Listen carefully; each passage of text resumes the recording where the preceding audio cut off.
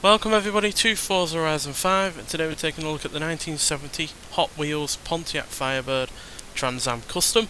So this won the 2020 Hot Wheels Legends Tour, and when you win one of these Hot Wheels Legends Tour events, you basically get guaranteed that your car will be made into a die-cast model, which happened with this vehicle in 2021. And yeah, this had a massive overhaul from the standard car. I think pretty much only the rear end looks vaguely similar to the original vehicle, because it's not got the original engine, it's not got the original suspension, the interior has been completely ripped out, and yeah, the front looks different, and yeah, basically the whole car is just been radically overhauled, and all by one guy. So massively impressive in that regard. So it's had a custom fabricated tube chassis added. It's got large flared fenders. Like I said, it's got a stripped out interior, and it also has a NASCAR 4-speed manual transmission to keep its monstrous amount of power in check, which we'll take a look at now. So the whole bonnet has to come off. It's not a a folding one or anything like that. So yeah, as you can see, the engine isn't even really where the engine was originally.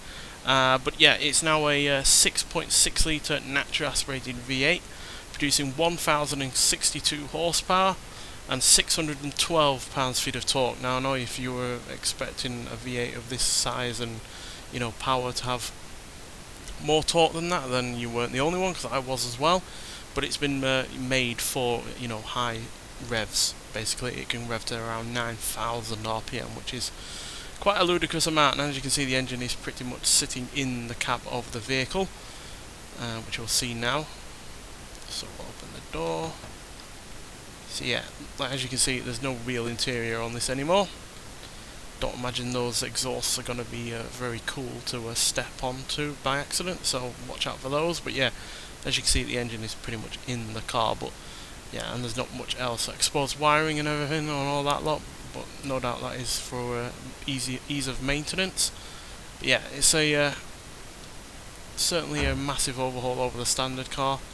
Then you got your fuel tank in there, which not sure if that's bigger or smaller than the standard one, but definitely looks like a big one.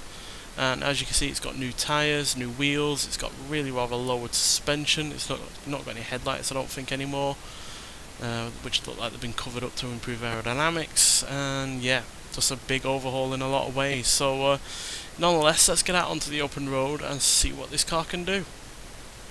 So yeah, unfortunately we've got a little bit of rain, but hopefully that won't affect this car too badly. So yeah, we're going to take it as per usual down the drag strip, see what it can do before we hit the speed camera, and then let's get it around the track. So yeah, 4-speed manual doesn't mean it's not got the highest of top speeds, but it does also mean it's got really good acceleration, as you can see, even in the wet.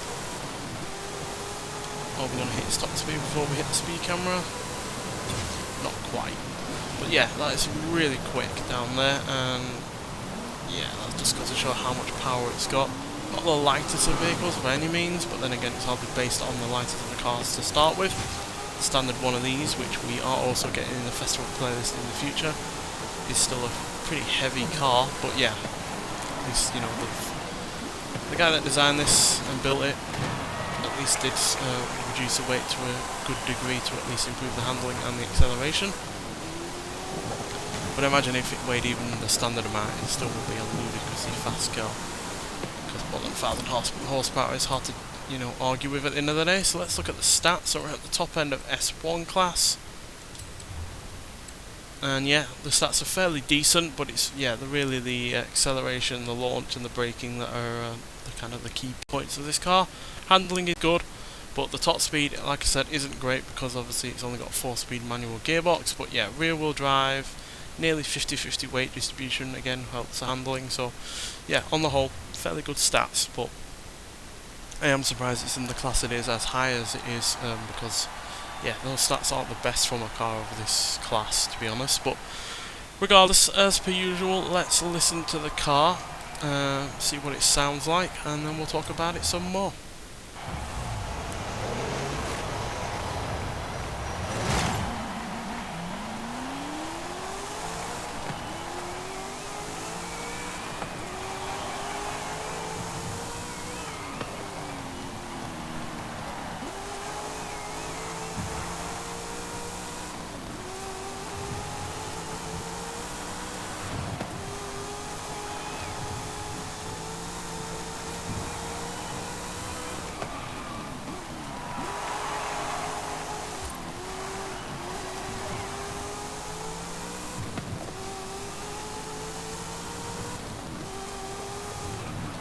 yeah, it sounds pretty good, and like I said, it revs really high, 9,000 plus RPM there, which is monstrous for a V8 of this type, as it is an iron block at the end of the day, which aren't typically known for their high revs, and yeah, that is monstrous in terms of how much RPM it's got going on. It's more than like some Honda S2000 of all things.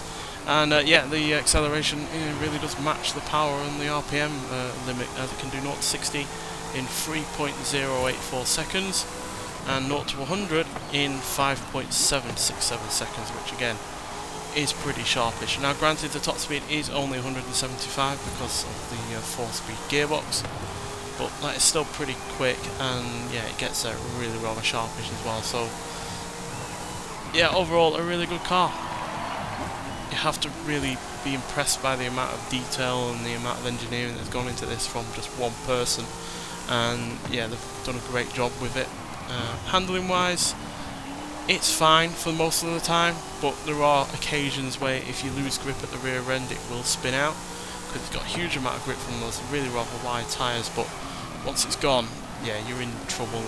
It's either grip or no grip. It's like a light switch basically. So yeah, you have to be careful with the throttle, you have to be careful with not getting it sliding out or anything like that, but if you do keep it under control, it's properly quick, and yeah, doesn't have much understeer, and yeah, it's just really well done.